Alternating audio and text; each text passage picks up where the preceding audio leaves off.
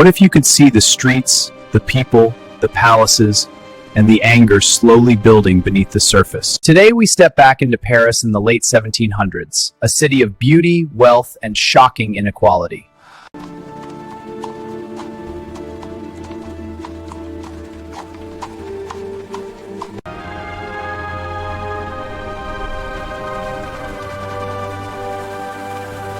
Paris is already one of the largest cities in Europe, with nearly 600,000 people. But despite its beauty, Paris is a city deeply divided.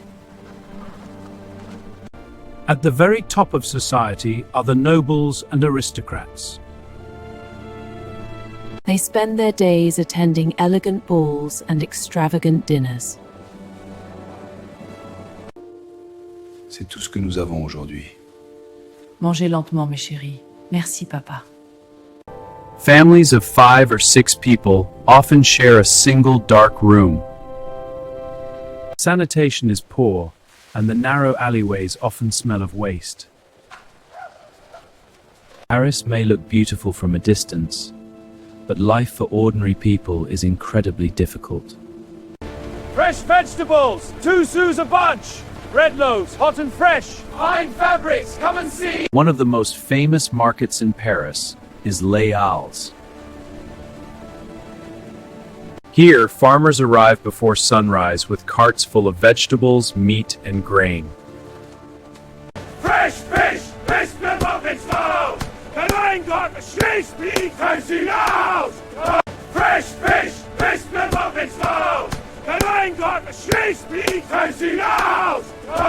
For most Parisians, bread is the most important food. A working-class family often spends more than half of its income just to buy bread. This is all we have. And in the late 1780s, something terrible begins to happen. The bread is godless. Poor harvests cause grain prices to skyrocket. Soon, many families can barely afford to eat. We must make this last. This line hasn't moved in hours. My children are starving. We need... No shoving, wait your turn. But the food crisis is only one part of the problem. The bread's gone. What now? This queue is endless. We must get food. Paris is also drowning in taxes. Meanwhile, the richest nobles and clergy often pay very little or nothing at all. The monarchy's taxes are a tyranny. But what of the people's duty? Duty, it's reason that guides us. Precisely. New ideas about freedom, equality begin spreading across the cities. These pamphlets will change everything. Finally, in 1789, King Louis XVI calls a massive political meeting known as the Estates General. It is meant to solve France's financial crisis, but instead opens the door to something far more powerful. Impossible!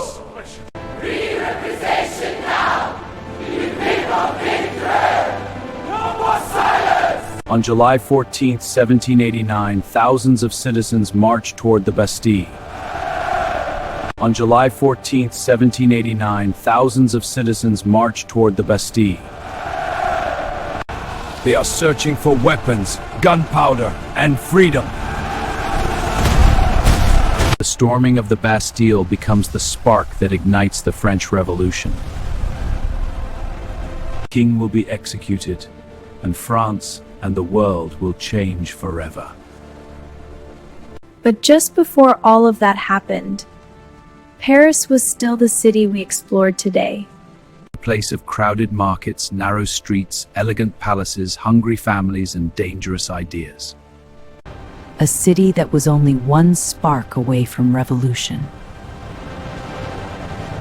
When we look back at Paris in the 1700s, we are not just looking at history.